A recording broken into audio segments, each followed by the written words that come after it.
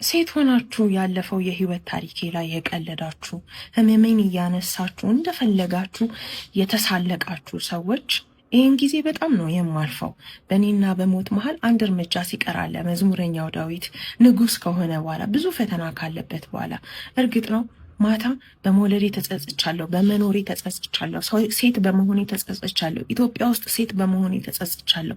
ሁሉም ነገር ከቪው አንጻር ከኮንተንት አንጻር መታየቱ እንዴት አንድ ሀገር የሃይማኖት የፍቅር የምትባል ሀገር እዚህ ፕላትፎርም ላይ ተሰብስበን የጭካኔን ጥግ አይቼበታለሁ። የሰው ልጅ ህሊናውን ጥሎ የማያውቀውን የሰው ታሪክ እያነሳ እንደፈለገ ሲናገር የሰው ቁስል ለመንካት የሰው ቁስል ለማድማት ምንም ሳይመስለው እንደፈለገ አፉን ሲያላቅቅ አይቼበታለሁ። ግን አብረን ደግሞ ይህን ቀን ነገ እናስታውሰዋለን።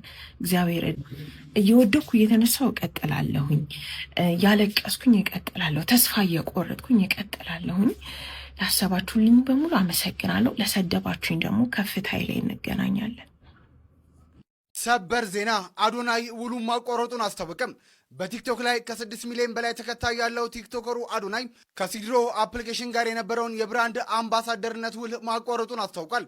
አዶናይ እንዳለው በሱ አማካኝነት በተሰሩ የማስታወቂያ ቪዲዮዎች አፕሊኬሽኑ ከ400 ሺህ በላይ ዳውንሎዶችን ማግኘት ቢችልም የመተግበሪያው ባለቤቶች በተገባው ቃልና በተቀመጠለት የጊዜ ገደብ መሰረት ለሕዝብ ይፋ ሳያደርጉ መቅረታቸውን አስታውቋል። እናም አዶናይ በስሙ ላይ ሊደርስ የሚችለውን የተአማኒነት ጉዳት ለመከላከል ሲል ከሲድሮ አፕሊኬሽን ጋር ያለውን ግንኙነት ሙሉ በሙሉ ማቋረጡን አስታውቋል። በተጨማሪም እስካሁን ለሰራቸው የማስታወቂያ ቪዲዮዎች ምንም አይነት ክፍያ እንዳልተከፈለው የገለጸው አዶናይ እሱን አምነው አፕሊኬሽኑን ላወረዱ በርካታ ተከታዮቹም ይቅርታ ጠይቋል። ስለዚህ ጉዳይ ምን ሀሳብ አላችሁ? ሀሳባችሁን በኮሜንት አጋሩን። ለተጨማሪ አዳዲስ ቪዲዮዎች ፎሎ ማድረግ እንዳትረሱ። ለመንሱር ጀማል 800 ሺህ ብር ዋስ ተጠይቆ እውነት ይሁን አይሁን አላቅም አሉ ነው እና ጌም ተጫውተው ገንዘብ ሊያዋጡለት ነው እየተባለ ነው። ባለሀብቱ መንሱር ኧረ አይሆንም እንደዛ ተው፣ ስም አታጥፉ። ባለሀብቱ መንሱር 800 ሺህ የኢትዮጵያ ብር ጌም ተዋጥቶ በጌም ሊሰጠው ነው ብላችሁ ያስወራችሁ ሰዎች ካላችሁ እኔ አይመስለኝም። እውነት ከሆነ ግን ጉድ መጽው ጉድ ፈላ።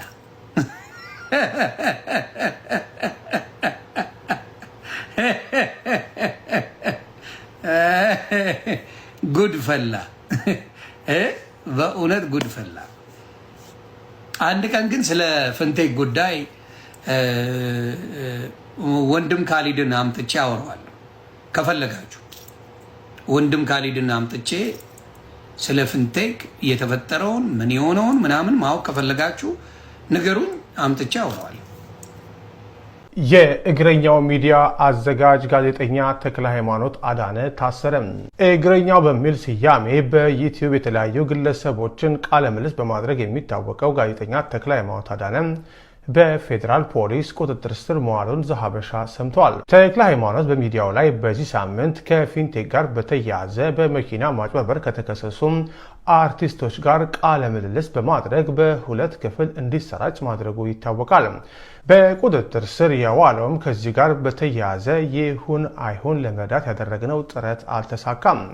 የፌዴራል ፖሊስ ግለሰቡን ዛሬ በፌዴራል የመጀመሪያ ደረጃ አንደኛ የወንጀል ፍርድ ቤት ያቀረበው ሲሆን ሐሰተኛ መረጃን በማሰራጨትና መረጃን ለማዛባት በመሞከር በሚል እንደጠረጠረው አስታውቋል። ፍርድ ቤቱም የክስ መዝገቡን ከተመለከተ በኋላ ከፖሊስ የቀረበለትን ተጨማሪ የጊዜ ቀጠሮ በመቀበል ለሐምሌ 28 ቀን 2018 ዓ.ም ቀጠሮ ሰጥቶታል።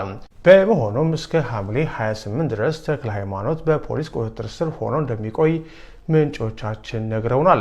አበባየሁ ደሜ የተባለው ግለሰብ በፌዴራል ፖሊስ ቁጥጥር ስር መዋሉ ተሰማ። የሀገር መከላከያ ሰራዊት አልባሳትን በመጠቀም በየማህበራዊ ሚዲያው አላስፈላጊ መልእክቶችን እንዲሁም የአንድነትንና የፍቅር ሐሳብ ከማስተላለፍ ይልቅ የመከፋፈል ንግግሮችን ሲያሰራጭ ነበር የተባለው ግለሰብ በቁጥጥር ስር መዋሉ ተነግሯል። ግለሰቡ ዛሬ ከቀኑ 10 ሰዓት ከ50 አካባቢ ሜክሲኮ ኬኬር ህንፃ ወረድ ብሎ በሚገኘው የፌዴራል ፖሊስ ወንጀል ምርመራ ቢሮ መወሰዱም ተረጋግጧል።